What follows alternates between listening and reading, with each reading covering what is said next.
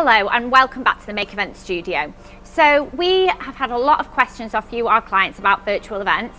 So I thought I would invite a couple of the team to the studio at a safe distance to discuss all the things you've been asking us. We get that you're nervous, your boss or one of your internal team has asked you to put on a virtual event. Some of your team are saying to you, why don't we use Zoom or Teams, it'll save on budget. But you're worried about all the technical aspects. If it goes wrong, it really is on your shoulders. These are the kind of questions we've been getting.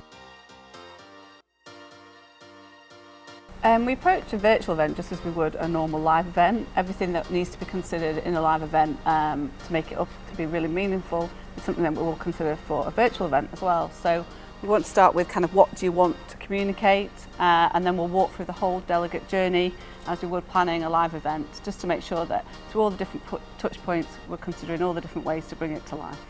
So at Make Events, as you know, we're very famous for our magic touches. So these are tangible items, pockets full of wow, that will run through the whole event. These might be tiny things on a place setting or throughout the event that people pick up and take photos of, and often create the most engagement and enjoyment. We might design some nice branded assets or gifts that we can send out to delegates, and again, just bring that again to life throughout the event. Yeah, so I think we've sent like boxes of delegate packs in the post to people, haven't we? Yeah. And there've been things that they open before an event, or we'll give them a time during the event when they might have to open something together. Yeah. So yeah, we can still keep that going with the virtual events. So obviously we're used to seeing people have their meetings and we're used to seeing the insides of their homes at the moment. But how can we make it more professional, Emily? So one option is our studio. So this provides a great backdrop to your event. It's located close to the Make Events office, and it's a TV studio worthy with full audio, lighting, video and staging with a large curved LED backdrop. You don't have to hire the entire space at all. We can just have sections of it. So depending on your budget, we've got different cost packages available. So you've got the circular stage, or you can have the whole thing.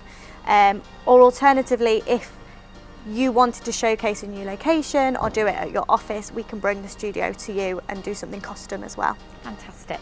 When you have a normal live conference, you would have a mix of speakers and different ways that you would communicate information, and delegates would move around different spaces in the venue to communicate with each other.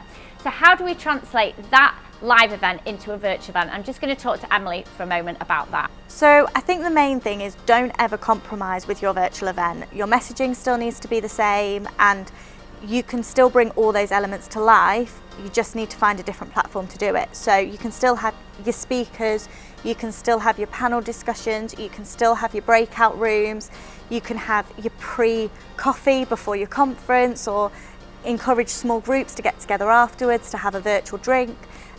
Just making sure those pre-event comms are right. You just can tick all those boxes, and we would find the best solution for you to do that. So really, we are following the same strategy of planning for a live event, for a virtual event. Your experience won't change from a Make Events live event to a Make Events virtual event.